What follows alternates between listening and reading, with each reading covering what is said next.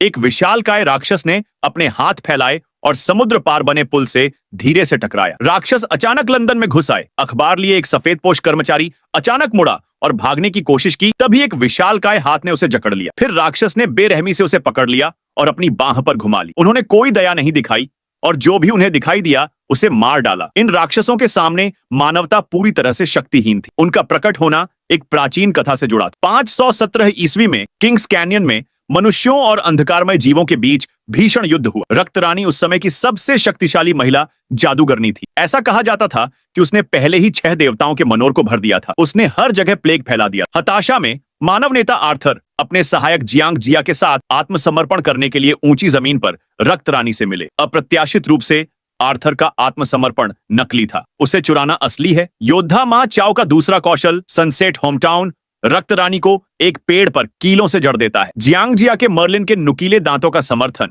दूसरा कौशल विनाश गुर्गों को विक्षेपित करता है। आर्थर राजा की तलवार खींचता है और अपना अंतिम पवित्र तलवार न्याय रक्त रानी का सिर कलम कर देता है। लेकिन रक्त रानी अभी मरी नहीं। वह अपने पीछे जीवन वृक्ष में अपना रक्त संचार करती है, पुनरुत्थान की प्रतीक्षा में। राजा आर्थर की तलवार रक्त रानी को नहीं मार सकती, इसलिए वह उसे 6 टुकड़ों में काट देता है और उन्हें राजाओं की घाटी में अपने भाई के चरणों में छिपा देता है। एक एक बड़े और छोटे ड्रैगन पिट, एक एक ऊपरी मध्य और निचली गलियों में, और एक उसके अपने फव्वारे के पास छिपा दिया जाता है। और इस तरह समय यात्रा करके आज के समय में 1500 साल बाद पहुंचता है। एक दिन बैरन को अलौकिक जांच ब्यूरो से एक मिशन मिलता है जिसमें उसे एक ऐसे सहयोगी को ढूंढना है जो पिशाचों की जांच करते हुए गायब हो गया था। हालांकि जब उसे एक जगह मिलती है, जब उसने अपने सहयोगी को निचले हॉल में पाया तो वह पहले ही एक राक्षस में बदल चुका। वह संक्रमित हो गया था और पिशाच बन गया था। बैरन निष्क्रिय रूप से अपना बचाव कर रहा था, अपने सहयोगी को नुकसान पहुंचाने से बचने की कोशिश कर रहा था, लेकिन उसे बर्दाश्त करना अब काफी नहीं था। उसने बहुत ज्यादा बल प्रयोग किया